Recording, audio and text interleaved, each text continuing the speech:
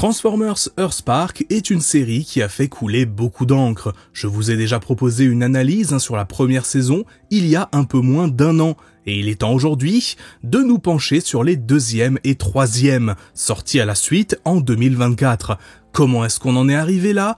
Pourquoi le résultat est tellement en demi-teinte? On va essayer de répondre à tout ça. La saison 1 de Transformers Earthspark est sortie à la fin 2022 et la mi-2023 sur Paramount+ et Nickelodeon. La série étant une coproduction entre Hasbro, Paramount et Nickelodeon justement, sa distribution a été une catastrophe. Sans même parler de son arrivée en France, rien qu'aux États-Unis, elle a été diffusée dans un premier temps sur Nickelodeon fin 2022, avec les 2 premiers épisodes, en parallèle d'un lancement des 10 premiers épisodes sur la plateforme Paramount+, qui venait tout juste d'être créée. Les épisodes pas encore diffusés sur Nickelodeon, y compris les 8 déjà disponibles sur Paramount, sont arrivés 3 mois plus tard, en février 2023, et personne ne les avait vraiment vus, car disons-le, personne n'avait Paramount+ à l'époque.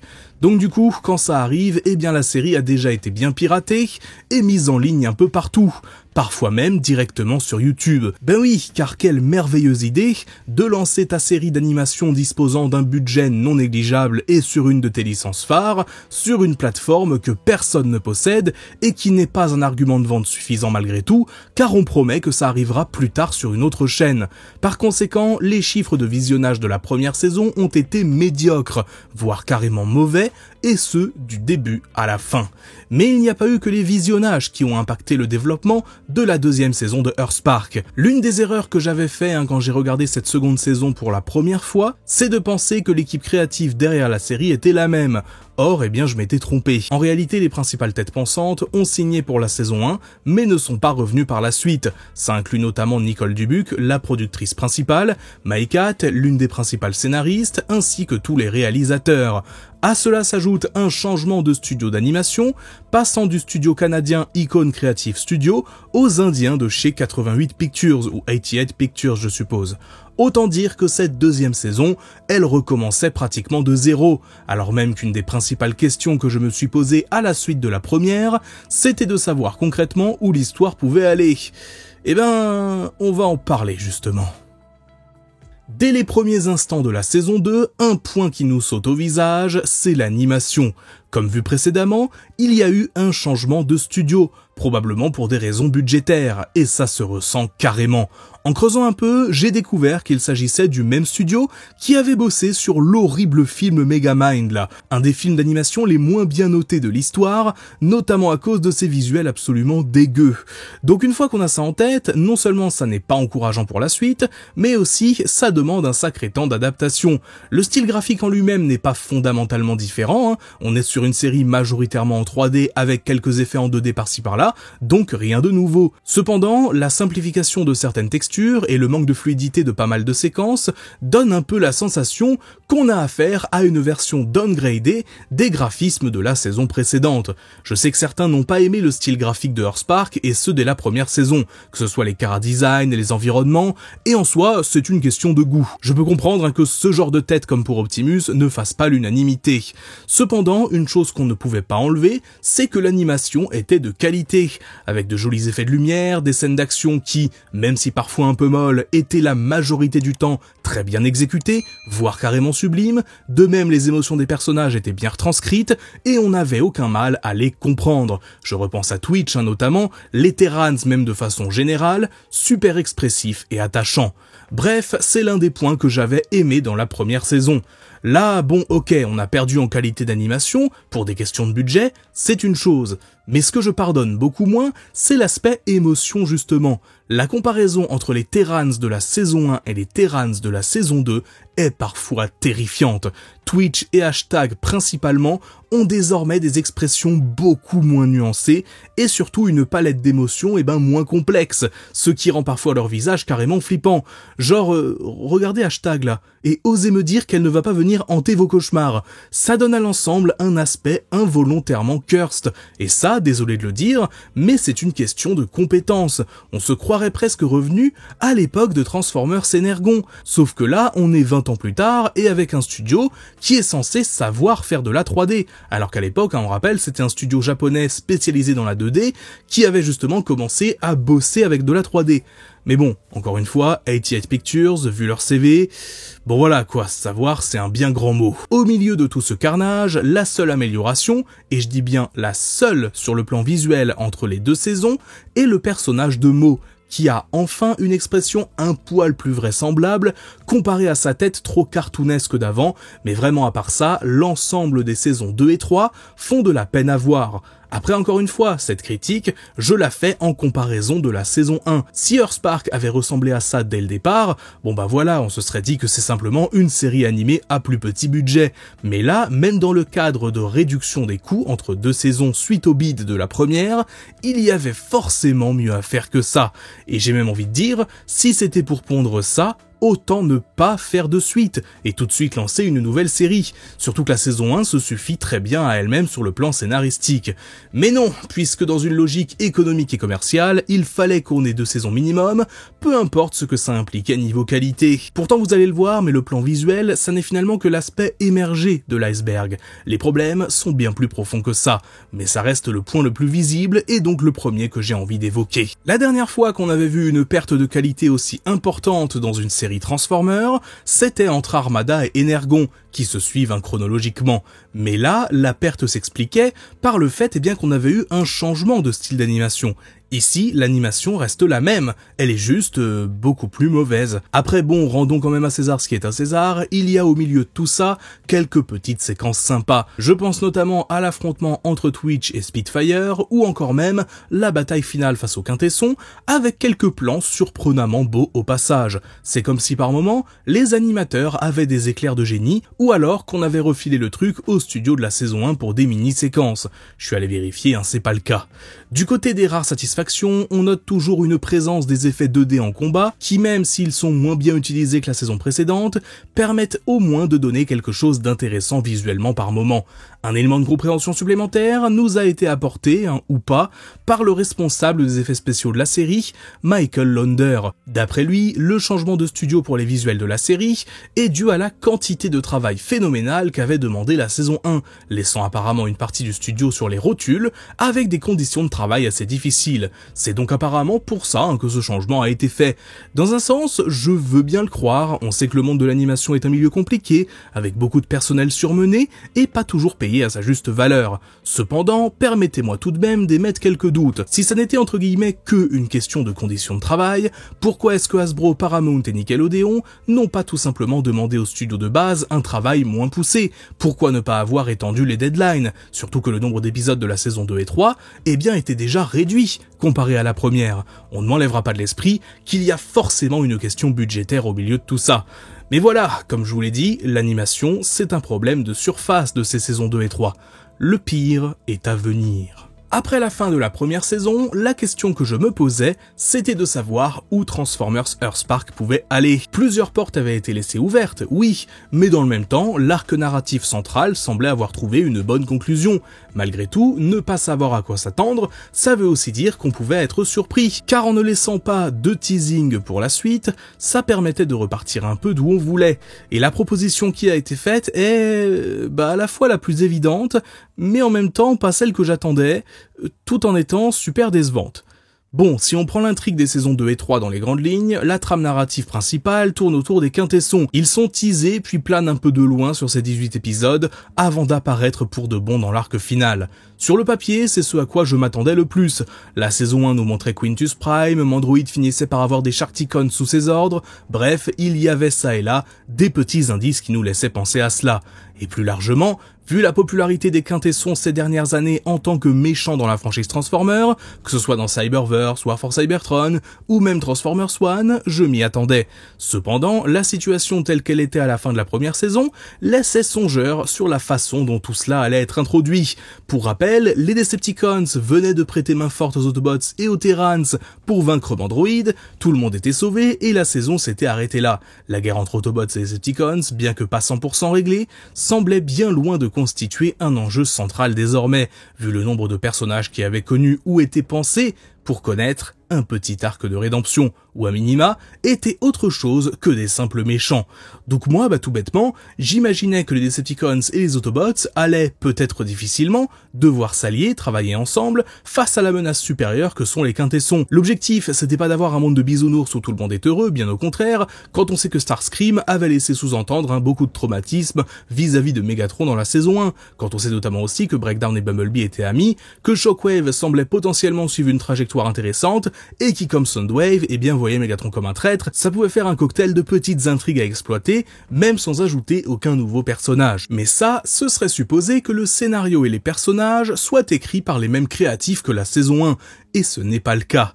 Dès les premières secondes de la deuxième saison, Earthspark envoie valser toute une partie de ses bonnes idées de la saison 1, en affirmant que suite à la défaite de Mandroid, les Decepticons sont en gros tous redevenus méchants. Déjà, rien que ça, c'est naze. Mais vous savez ce qui est pire encore? C'est la justification. À savoir, simplement le fait qu'ils s'appellent des Decepticons. Et que donc, rien que dans leur nom, on sait qu'ils vont te trahir. Super, donc là en une phrase, on en voit valser toute la nuance apportée par la première saison. Le pire, c'est que cette nuance ne va même pas revenir. On pourrait se dire que les Decepticons sont redevenus méchants entre guillemets, mais finiront par avoir des dissensions, ou même que des luttes de pouvoir internes pourraient avoir lieu. Non. Durant tout le long de la saison 2 et 3, tous ces personnages deviennent des coquilles vides qui servent de méchants génériques que nos héros vont affronter à droite à gauche, sans jamais atteindre une quelconque profondeur, mais sans non plus être une menace spécialement crédible. En fait, ils englobent le pire de ce qu'on peut faire en termes d'antagonistes, des personnages ni sympas à suivre, ni puissants, pour représenter une vraie menace pour les héros. Seul Starscream parviendra à devenir une menace un tant soit peu crédible, puisque c'est Starscream, c'est dur de le rater à ce niveau. Pourtant, on passe à côté de ce qui avait été laissé en suspens dans la saison précédente. On sous-entendait un traumatisme lourd de son côté vis-à-vis de Megatron, une véritable relation complexe entre les deux, et ça n'a jamais été réexploité. En dehors de Breakdown, qui dans les grandes lignes reste à peu près celui de la saison 1, enfin sans jamais évoluer, tous les autres Decepticons ne sont que des coquilles vides comme je l'ai dit, de ce qu'ils étaient dans la saison précédente.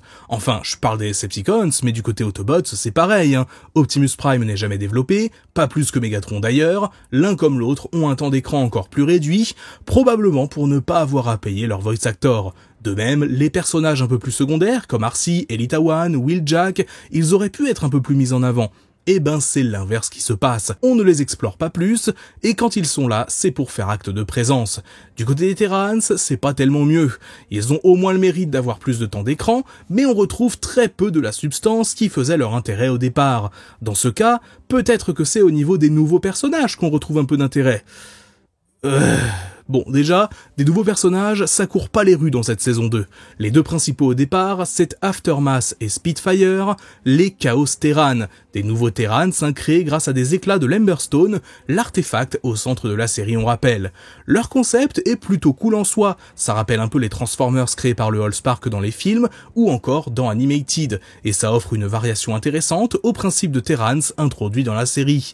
Aftermath est visuellement un bot plutôt sympa je trouve, se transformant en grosse dépanneuse avec un caractère de gros bourrin. C'est avec lui qu'on découvre le concept de Chaos Terran et je dois bien le dire, il passe, ça va.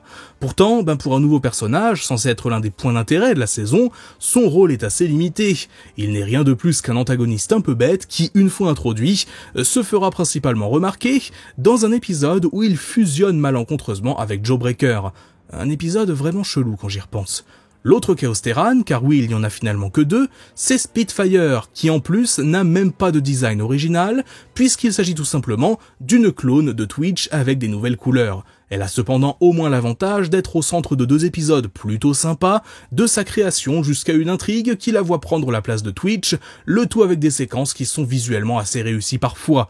Malheureusement, à l'image d'Aftermath, ça ne va pas vraiment plus loin que ça. Les deux personnages sont tués par Starscream avant d'être ramenés à la toute fin pour aider dans la bataille face aux Quintessons. C'est peut-être là l'un des plus gros échecs de cette saison 2 de Earthspark. Après avoir introduit le concept de Terrans dans la première saison, les Chaos Terrans auraient mérité été un vrai développement, et limite, ça aurait pu être eux le centre de l'histoire. Mais bon, en créer deux, c'était déjà le bout du monde visuellement. Du côté des autres nouveautés, Cosmos est introduit dans l'épisode 4, une addition franchement étonnante à la série, mais qui, je dois bien le dire, m'a fait assez plaisir. Ça faisait tellement longtemps qu'on attendait de le revoir dans une série Transformers. Il est d'ailleurs interprété par Weird Al Yankovic pour son premier rôle dans la licence depuis Wreck-Gar dans Transformers Animated. Hey, I'm Cosmos. You have any idea how long I've been here? My head is spinning. Malheureusement, celui qui chantait dans les années 80 Dare to Be Stupid n'a que peu d'occasions de briller. Cosmos est encore une fois assez rapidement mis de côté. L'épisode qu'il introduit n'est même pas spécialement centré sur lui, mais sur Fairmaestro, un humain, un magicien plus précisément, qu'il a capturé dans le passé et utilise son mode alternatif comme manège dans une fête foraine. J'aime bien son design malgré tout, un peu plus massif tout en étant fidèle à l'original. Enfin, l'addition de dernière minute pour le dernier arc de la série, et peut-être le plus intéressant de tous, n'est autre que Prowl. Assez étonnamment, oui, Prowl arrive sur Terre, tout seul, sinon c'est pas drôle, et retrouve Optimus, qu'il servait à l'époque en tant que commandant en second. On comprend donc ici que la série s'inspire de son histoire dans les comics Marvel G1. Pas de grande surprise niveau traitement cependant, même s'il est au premier plan des 4 derniers épisodes, avec son caractère très strict et hostile envers les Decepticons, il a du mal à se faire à l'idée que Megatron ait changé de camp et devra apprendre à travailler avec lui, ce qui constitue concrètement son seul vrai développement, et ironiquement, l'un des seuls de la saison, donc je vais pas non plus m'en plaindre. Finalement, l'un des points d'intérêt principaux de ces 18 épisodes vient donc des quintessons, car dès le début, on comprend que c'est par là que l'histoire va tendre. Et en soi, ça n'est pas si mal amené, même si plusieurs éléments scénaristiques ne font pas vraiment sens, comme le temple caché entre guillemets, qui renferme un exécuteur quintesson sur Terre, mais qui a une énorme ouverture sur le dessus que n'importe qui peut voir. Malgré tout, on reprend bien certains éléments laissés en suspens dans la saison 1, notamment le lien entre Quintus Prime et les humains, et on explique aussi pourquoi des spécimens comme les Dwellers, ces espèces de gros vers cybertroniens, étaient présents sur notre monde. Tout cela culminera avec l'apparition de Terratronus, un titan au service de Quintus protégeant notre monde, l'une des idées pas trop mauvaises de cette saison en termes de lore. Les quintessons en eux-mêmes sont cependant assez peu surprenants pour ce qui est de leur plan et de leur motivation. Ils veulent se venger de leur créateur et détruire ce qu'il a mis en place, ne supportant pas de n'être qu'une espèce parmi toutes les autres qu'il a créées. Ils vont donc pour cela se rendre sur Terre et se rapprocher de Mo et Robbie Malto, ayant hérité du pouvoir de Quintus. Et c'est là qu'on a un point scénaristique honnêtement intéressant. En effet, au début de la saison 2, on découvre Izzy, une jeune fille qui étudie dans la même école que Robbie, et dont il tombe amoureux de façon assez prévisible. Pendant plusieurs épisodes, on se dit que c'est juste une façon de créer un love interest pour l'un des protagonistes humains, ça n'est ni la première ni la dernière fois que ça arrive après tout. Cependant, lorsque la Hate Plague contamine les Autobots, ces derniers cherchent, après avoir été soignés, à remonter à la source de la contamination, et tout cela les mène à cette fameuse Izzy, qui serait donc responsable de cela. On découvre alors qu'un quintesson a pris sa place, étant capable de modifier son apparence physique, encore une fois, une intrigue assez classique. Cependant, après avoir enquêté, Robbie découvre que Izzy n'a pas été remplacée. Elle était un quintesson changeur d'apparence depuis le début, et la seule raison pour laquelle elle lui a montré de l'intérêt, c'était pour se rapprocher des Autobots et du pouvoir de Quintus Prime. J'avoue, c'est le seul point scénaristique, un tant soit peu surprenant de la saison, un petit twist sympa qui remet en perspective certaines choses et a eu le mérite d'être bien préparé. Don't take it personally. Petit aparté d'ailleurs, mais ces épisodes établissent aussi que grâce à leurs gants, Robbie, Mo et les Terrans ne ressentent pas que les émotions basiques les uns des autres, mais aussi des trucs bien précis, comme quand l'un est amoureux par exemple. Typiquement, quand Robbie est avec Izzy, les Terrans, et sa sœur donc, ressentent ce qu'il ressent dans les moindres détails. Voilà, faites ce que vous voulez de cette information, mais les implications sont assez sales en fait. Felt like a good stomachache? Is that even a thing? Mais pour revenir aux quintessons, le plus gros problème avec eux, c'est qu'ils sont une menace super plate et peu intéressante. Ce sont certes de grands antagonistes puissants et menaçants, mais dans l'histoire, ils n'apportent rien de spécialement intéressant ou engageant pour les protagonistes. C'est simplement une menace supplémentaire à affronter. Même leur lien avec Quintus, qui est censé constituer le cœur de leur motivation, est assez vite expédié, et représente finalement peu de choses. Après attention, c'est pas honteux non plus, mais c'est surtout assez plat quoi. Dans la saison 1, Mandroid représentait le rejet d'une partie de l'humanité envers les Transformers, et s'intégrait parfaitement au sein des thèmes centraux de l'histoire. Là, les quintessons, s'ils sont une menace lambda, n'ont pas de grosse importance thématique. Mais d'ailleurs, c'est quoi les thèmes de la saison 2 au juste? J'ai déjà commencé à l'évoquer un peu, mais le plus gros échec de cette saison 2, et de la saison 3 aussi du coup, c'est de n'avoir réussi à développer aucun thème concret parmi la multitude qui pouvait être tirée de la saison 1. Peu importe ce qu'on pense de l'exécution, EarthSpark avait des thèmes centraux, la famille bien sûr, mais aussi la découverte de soi, les discriminations sous diverses formes, ou encore la possibilité de rédemption pour tous les individus. De tous ces thèmes, aucun ne revient, mais vraiment aucun. Pire, la série rétropédale même sur certains d'entre eux, typiquement en sous-entendant que les Decepticons sont forcément tous mauvais car ils s'appellent les Decepticons, on envoie à la poubelle un des points centraux de la saison précédente. De même, c'est un peu la même logique quand les Chaos Terran arrivent dans l'histoire et que la série donne raison à ceux qui se méfient d'eux uniquement pour ce qu'ils sont, plutôt que ceux qui essayent de leur faire confiance. Not your fault, JB. Yeah, Chaos Terran's gonna chaos. Et ça n'est pas leur intervention de 2 minutes dans la bataille finale qui change grand chose. De même, les Terrans, s'ils ont tous grandi, car l'intrigue se passe 1 an après la défaite de Mandroid, plus rien n'est développé autour d'eux. On garde simplement leur caractère de surface, sans jamais explorer quoi que ce soit de plus. Instinctivement, ce que je m'étais dit concernant la saison 2 est que Hasbro, Paramount et Nickelodeon avaient cédé aux chouineries d'une partie des Américains à ce sujet, notamment sur le personnage de Nightshade entre autres. Et ça n'est pas impossible que ce soit en partie le cas. Mais quand on regarde les dates de production, en réalité, je pense que c'est plutôt le changement d'équipe créative qui a eu un impact majeur. Michael Launder, de nouveau, a dit sur Twitter considérer la saison 2 comme une sorte de deuxième saison 1, au vu du changement du studio d'animation et tout le reste. Et quand on y regarde de plus près, ça n'est pas totalement saugrenu. Les personnages ont beau être les mêmes, les voice actors ont beau être les mêmes, tout le reste a l'air différent, mais pas différent de façon évidente ou visible de tous, différent de façon un peu insidieuse, une sensation étrange que quelque chose ne va pas, ou ça n'est plus comme avant. La saison 1 de Transformers EarthSpark est l'un des meilleurs médias Transformers de ces dernières années, fruit d'une réelle volonté de raconter une histoire intéressante et d'aborder des thèmes importants. À l'inverse, cette saison 2 est la définition de l'insipide. Elle n'est pas horriblement mauvaise dans l'absolu, avec quelques épisodes sympas et un climax un minimum satisfaisant. Cependant, elle perd tout ce qui faisait l'intérêt de la série au départ pour ne rien proposer d'autre à la place, si ça n'est une succession d'épisodes qui nous emmène péniblement vers la fin. Voilà pour cette vidéo analyse sur la saison 2 et 3 du coup de Transformers EarthSpark. J'espère vraiment que cette vidéo vous aura plu. Dites-moi en commentaire ce que vous en avez pensé, est-ce que vous l'avez regardé, est-ce que vous comptez le faire, etc. Je serai là comme d'habitude pour vous répondre. Sur ce, c'est tout pour moi, c'était Magnus, on se dit à très vite pour du nouveau contenu. Ciao!